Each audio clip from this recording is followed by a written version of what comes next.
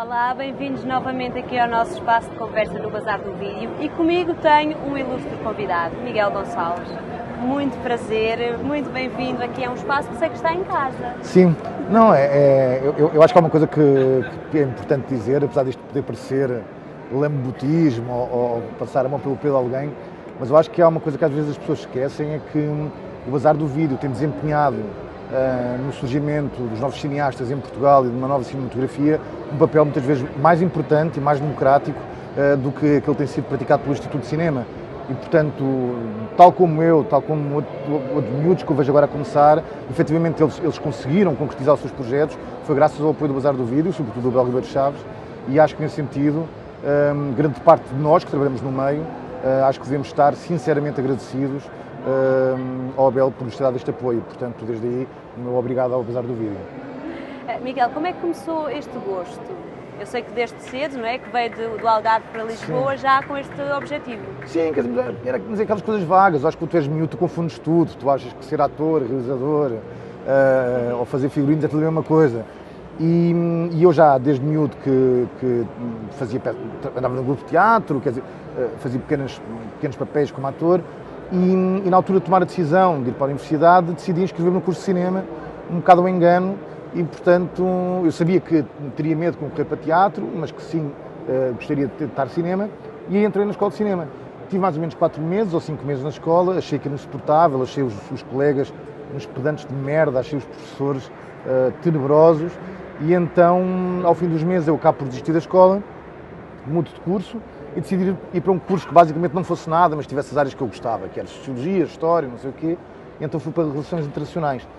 Anos mais tarde, já eu tinha feito o Dona Nieves, que aliás também foi um filme apoiado pelo Bazar do Vídeo.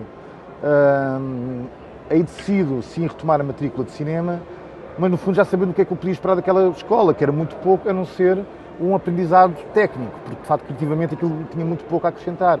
E é nesse sentido então que eu vou para a escola de cinema, só que como já vou mais velho e já sabendo mais aquilo que queria... Já com outro olhar sobre a coisa. Exato, aproveito esse momento para começar então a fazer os meus primeiros projetos de forma independente. E é durante a escola que eu acabo por fazer 2 filmes, um que é um desastre total, que é a Batalha dos Três Reis, e um outro que é um filme que eu me orgulho muito, que é a Autografia sobre Mário Cesarini. Foi assim o grande pontapé na sua carreira? De alguma forma foi, porque imagina, eu estava no primeiro ano da escola, começo a filmar aquilo, com a ajuda dos amigos, não sei o quê, e chego ao 3º ano e de repente o filme vai para o DOC Lisboa, que aliás está agora a acontecer. Exatamente. Mas isto foi há 10 anos atrás, ou 15 anos atrás. O filme acaba por ganhar o prémio de melhor documentário português e acaba por ir para as salas de cinema. E portanto, quer dizer, eu sou um miúdo que ainda estou na escola e já estou com um filme em cartaz. E nesse sentido é óbvio que isso foi um pontapé de carreira, sei lá, não sei se é de carreira, mas pelo menos estabeleceu um certo caminho que eu já estava a trilhar, porque aliás é imediatamente na sequência do Autografia que eu sou convidado pelo FAR, Capital Nacional da Cultura, para fazer o Floripos. Quer-nos falar, antes de falarmos do Floripos, quer-nos falar primeiro do Autografia, de toda a história que envolve o Mário Cesarini, esse fascínio? É assim, pronto, o Mário Cesarini era uma pessoa absolutamente brilhante. Eu acho que ele é provavelmente dos melhores poetas que nós tivemos no século XX e, portanto, está tipo assim no top 5 dos melhores em língua portuguesa. E o que se passava é que eu achava que não existia nenhum registro, e não existia mesmo nenhum registro pessoal do homem, quer dizer, existiam ensaios literários, existiam reportagens, existiam várias coisas, mas não nenhum retrato pessoal. E basicamente foi isso que eu me propus fazer. Na altura toda a gente perguntava, mas como é que tu conseguiste falar com ele? E eu dizia, o número de telefone estava na lista telefónica e eu só liguei, pronto. E fui lá e disse, Mário, eu gostava muito de fazer um filme sobre si. E ele disse, mas não, eu não quero essas coisas, eu não gosto dessas coisas. E eu disse, mas ouça, é que eu não quero saber nem nada sobre literatura, não quero saber nada sobre o surrealismo. E ele disse assim, não queres? Então pode ser, pronto. Então foi que basicamente começou a rodagem. E basicamente aquilo foi um encontro entre um puto de 25 anos que ainda está a querer, sei lá, absorver tudo e que tem uma série de dúvidas existenciais em relação à vida, e um homem que era, de uma sapiência profunda e que de alguma forma que eu quase tentei criar no filme foi uma espécie de manual de sobrevivência para os mentecaptos que somos nós, ainda novinhos e que estamos para aqui perdidos, e então de alguma forma acho que isso é muito bonito porque acho que o filme permite uma relação entre quem o vê, não é? Entre quem está a ser retratado e quem está a ver o filme. Acho que existe uma relação quase direta. do espectador com o filme. E correu muito bem, não é? Foi o grande impulsionador da sua carreira e estava-me a dizer que a seguir surgiu o convite para Floripos. Exatamente. E existia uma coisa à época que já não existe mais, mas que eram as capitais nacionais da cultura. Existiu uma que era Faro, Capital Nacional da Cultura. Eu, como sou do Algarve, que eu não sou, mas cresci lá, portanto é como se fosse, fui um dos realizadores convidados para participar. E eu, na altura, achei que, sendo aquilo uma encomenda, sendo algo que devia servir o propósito de desenvolver a região, de se focar na região, exato, não é? E desenvolver também os talentos da região, eu decidi fazer tudo com a prata da casa, com atores locais, com músicos locais, com os pescadores, com a equipa técnica. E então, nesse sentido, eu acho que o filme acaba por ser um exercício não só muito bonito, apesar de, hoje olhando para trás, eu vejo uma série de defeitos no filme. Mas isso faz parte da evolução, claro, não é? Normal. Da aprendizagem, do caminho a percorrer. Porque o filme é um híbrido entre ficção e documentário. E aquilo é basicamente a história de um fantasma, de uma lenda, que até aos anos 60 as pessoas acreditavam que era uma bela moura encantada, que se alguém a visse, automaticamente se apaixonava e depois tinha que atravessar o mar com uma vela acesa na mão, e se a vela se apagasse, eles morriam e ela tinha que comer o coração deles. Pronto. Então o que eu basicamente uso é a realidade e as pessoas locais para ir contando as suas versões da lenda. E para umas a moura era loira, para outras era morena. Então basicamente são as pessoas locais que vão construindo a ficção. A ficção no filme é mais frágil, mas também aquilo era o dinheiro de uma curta-metragem e eu fiz uma longa. Portanto, também é aquelas coisas que não se devem fazer. Mas o filme acabou por correr muito bem, sobretudo lá, e de repente tornou-se um fenómeno de bilheteira no Algarve e ficou 5 meses em cartaz, porque de alguma forma as pessoas se reviam naquele filme. Claro, era como se fosse o imaginário dos pescadores, da população local. Sim, as pessoas conheciam, identificavam-se com aquela realidade. E nesse sentido acho que foi um projeto bem sucedido para aquilo que me era pedido. A seguir a esse surge o grande projeto. Quero falar um bocadinho sobre o José e Pilar? Bom, a seguir a esse e durante esse, porque o José e Pilar já andava ali já andava a fermentar na sua cabeça. Há muito tempo, sim. Epá, existe um filme, existia, eu sempre fui fã do Saramago, desde miúdo, desde os meus 12 anos, que li os livros dele, e de alguma forma foi ele que me formou enquanto cidadão, enquanto ser pensante, sobretudo no que toca ao que deve ser a nossa atividade cívica, política e à intervenção sobre a sociedade que nós devemos ter. E então uma vez eu soube que existia um filme sobre ele, quando tinha 16 ou 17 anos, e fui a correr à FNAC comprar o filme, não sei o que, e vi o filme era uma cagada em 3 atos, era uma merda total. Eu pensei assim, não, isto é impossível, isto não pode ser assim, isto não pode ficar assim. E então eu digo que nasce a ideia de fazer um filme sobre ele, e escrevi-lhe várias vezes, propus, ele disse várias vezes que não. Tal como o Mário Cesarini, não é? Portanto, é o seu karma também. O meu karma, sempre não, sim, não.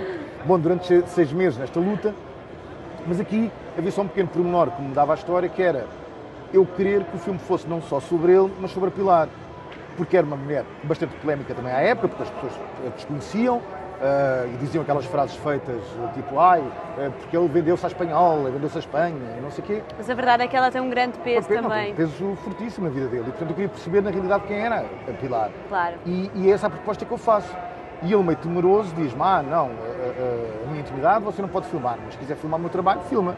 E disse, então está bem, pronto. E depois é óbvio que filmou a intimidade mais tarde, e foi um projeto que foi filmado durante 4 anos. Foi um processo difícil, porque teve muitas condicionantes de produção. O Saramago... 450 horas de Exato, 450 horas filmadas. Mas no meu novo filme é bem pior ainda. E sim, não valeu muito a pena. Quer dizer, o filme teve 6 meses em cartaz. Foi a primeira vez que um documentário foi indicado por Portugal para ir ao melhor filme de língua estrangeira. Teve na maioria dos festivais.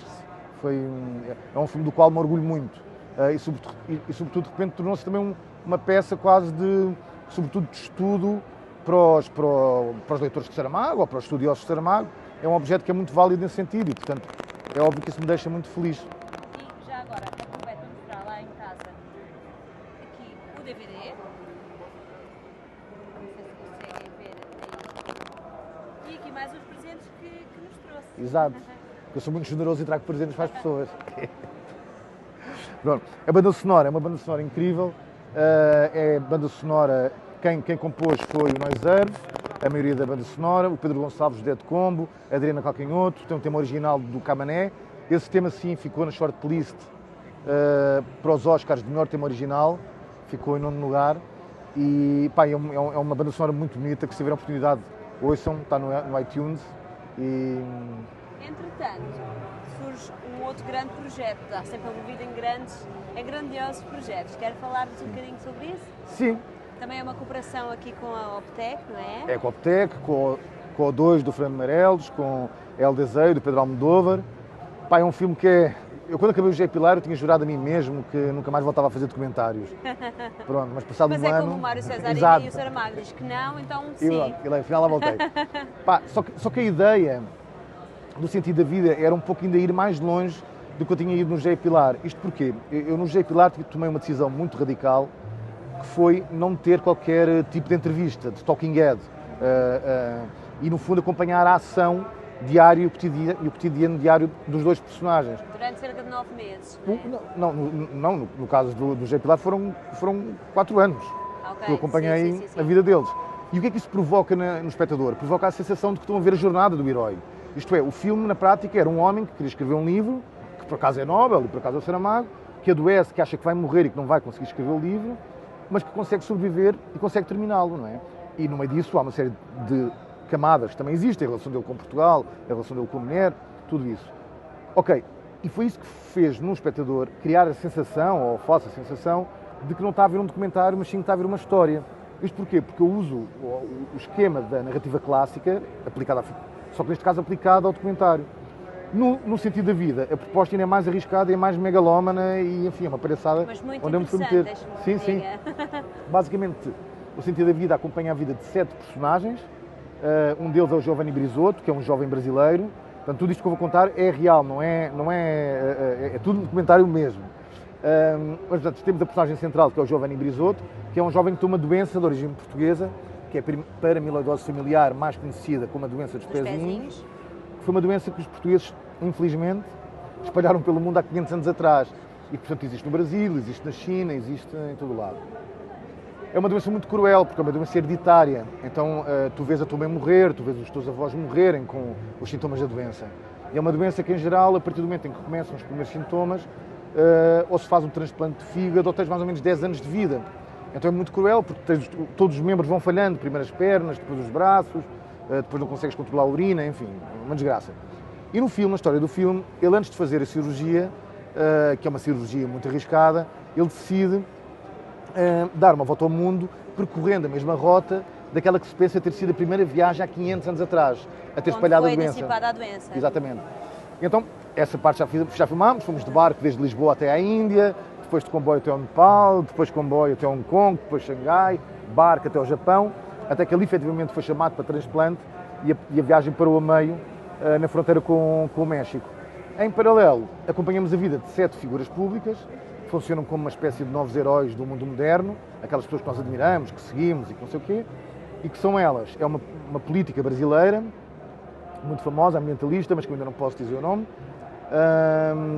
É um astronauta dinamarquês, que é o Andreas Morgensen, que nós acompanhamos todo o processo, treinamento, até ele ir para o espaço. E quando ele está no espaço, eu acompanho a vida da mulher cá embaixo na Terra. Que, segundo sei, conseguiu que ele levasse a obra do Vils. Português. Exatamente. O Vils está a fazer um retrato para cada um dos personagens e no caso do Andreas, nós levámos para o espaço, para a Estação Espacial Internacional, o retrato feito pelo Vils do Andreas e pá, isso é muito giro, porque foi a primeira obra da arte da humanidade colocada na Estação Espacial Internacional. Depois temos uma artista plástica japonesa, que é Mariko Mori. Temos um músico islandês, que é o Ilmar Ilmarsson, mentor da Björk e do Sigur Rós. E temos, que é o único português... o espanhol, sim. Temos o espanhol, que é o Baltasar Garzón, que é o juiz e que é o advogado do Julian Assange. E nós, basicamente, no filme acompanhamos a tentativa do Baltasar na libertação do Julian Assange da Embaixada do Equador, onde já está preso há quase 4 anos já.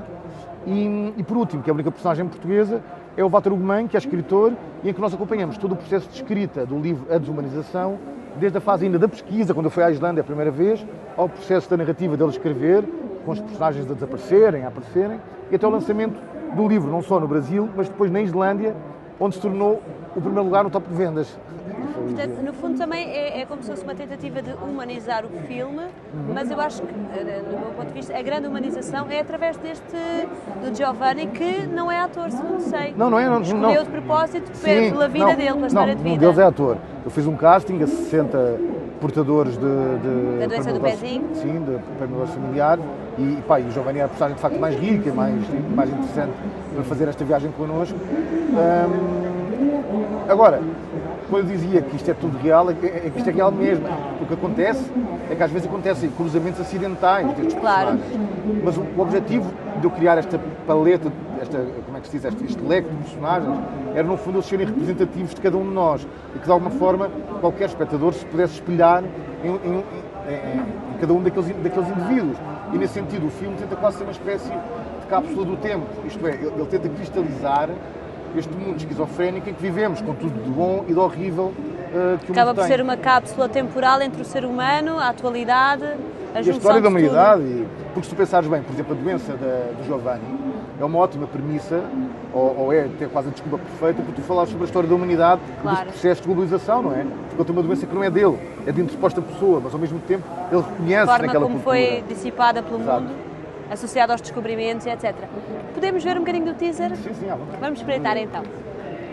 Está em fase de rodagem o novo filme do realizador português Miguel Gonçalves Mendes. Chama-se O Sentido Sentido da Vida. O personagem principal, Giovanni Brizoto, portador para amiloidose familiar. Não adianta ficar triste, tem que superar as dificuldades e encarar. é uma espécie de volta ao mundo. Depois do Mediterrâneo, Mar Vermelho, Golfo Pérsico. 56 mil quilómetros. Desdobrada em 7 histórias. Figuras públicas de todo o mundo. Não escrevo para manter o mundo igual.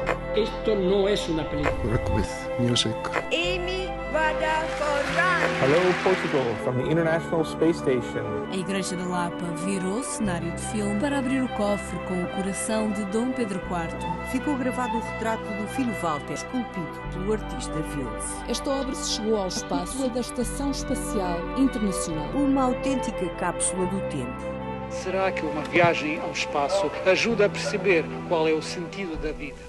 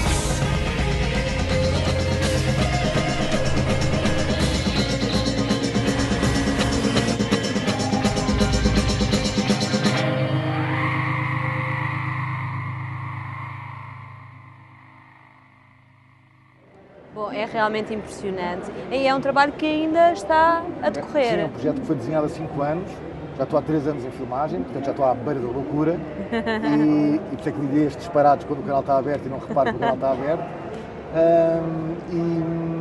E sim, ainda faltam 2 anos para terminar, o filme está previsto estrear no dia 10 de junho de 2018 e é isso, ainda vamos ter 1 ano e meio de montagem pela frente, temos já gravadas 1000 horas de material, só para vocês imaginarem, estamos a falar de 1000 horas gravadas para um filme que vai ter 2 horas para estar no cinema, portanto é um verdadeiro inferno, mas que eu espero que valha a pena e que sobretudo que as pessoas pensem sobre si, sobre o mundo, sobre aquilo que estamos aqui a fazer. E se reflitam lá. E sobretudo que pensem, porque nós somos um bocadinho burgueses demais, no sentido de estar sempre a reclamar da vida e a dizer porque isto é horrível, o mundo é horrível, e é tudo uma desgraça. Pá, então, é uma desgraça É levantar da cadeira, agaçar as mangas e fazer alguma coisa, porque o tempo está a contar, não é? Aliás, eu vi um comentário do Gonçalo M. Tavares sobre si que dizia que o trabalho do Miguel é sempre de uma delicadeza invulgar. Obrigado, Gonçalo. Realmente reflete-se nestas imagens, não é? Na parte emocional do filme, sim, todas as ideias que tem, que vai buscar para as conectar num só e fazer isso refletir-se na vida das pessoas, no pensamento das pessoas. Sim, talvez, assim, eu acho que não utilizaria, para mim, o adjetivo delicado, porque eu não sou nada delicado, sou um grande palhaço. Mas é uma delicadeza... Mas em termos de trabalho, claro que sim, se agradece e acho, uma das coisas mais bonitas que já escreveram sobre o meu trabalho. Agora, de facto, o meu trabalho se vive, e que se calhar ninguém tem paixão por isso, é de uma questão de tempo, é uma questão temporal. É o dar tempo. Porque tu filmares alguém ou retratas alguém, é um jogo de sedução, quase.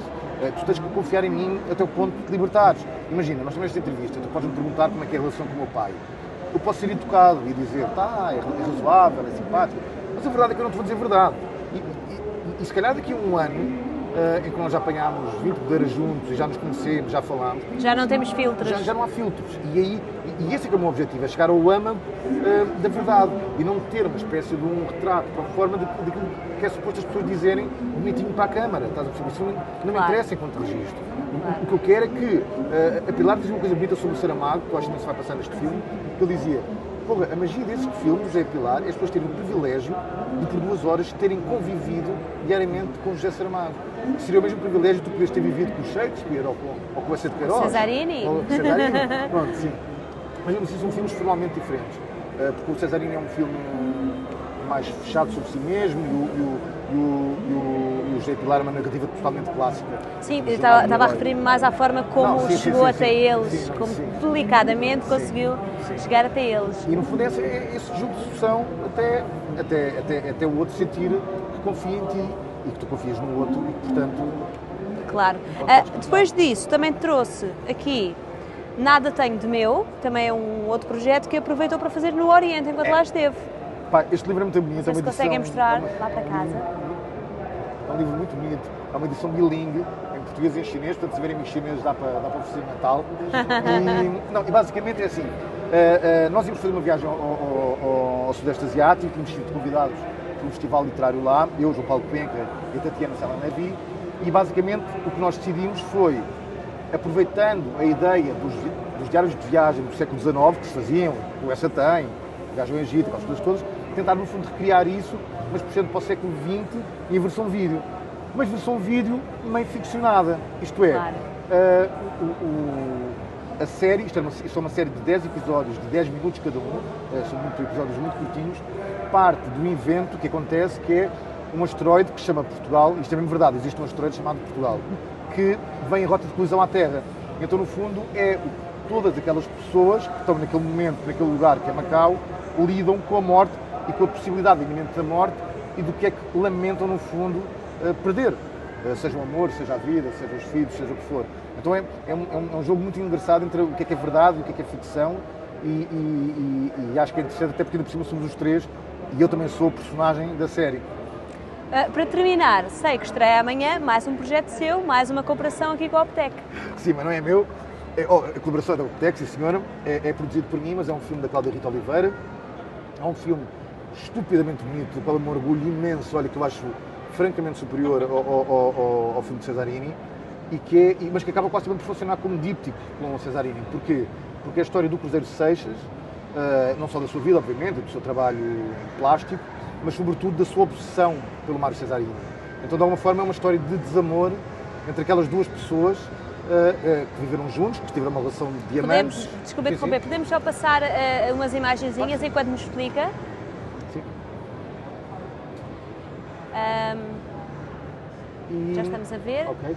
Não, e basicamente é um filme que eu acho não só muito bonito, mas também muito cruel, porque acaba por ser um retrato de todos nós, que é, às vezes, muitas vezes nós não nos sabemos libertar das coisas a que nos agarramos. E é um pouco isso que acontece aqui. E o filme passa amanhã no Doc Lisboa, às 18h30. A grande estreia. É a grande estreia. O Cruzeiro Seixas vai estar presente, com os seus 95 anos. E depois há uma festa muito gira no Palácio do Príncipe Real, para todos os convidados e que vai ter um mini concerto. Farei os possíveis para estar presente. Vai ter uma cartomante a ler cartas de amor, a ler as mãos e as cartas, isso é fixe. E são todos convidados. É assim, o negócio de Lisboa é um festival que eu acho incrível. Que está a decorrer ao mesmo tempo que a nossa Expo 5. Exatamente, pronto, para mal dos vossos pecados todos, do rock e vossos. Mas de facto é um festival que vale muito a pena seguir porque os filmes são muito bons. Miguel, muito obrigada pelo tempo despendido aqui connosco, é sempre bem-vindo ao Bazar do Vídeo. Nós ficamos por aqui, vou fazer um esforço para lá estar amanhã, faço questão. Ficamos por aqui no nosso espaço de conversa. Até já, vamos fazer um pequenino intervalo.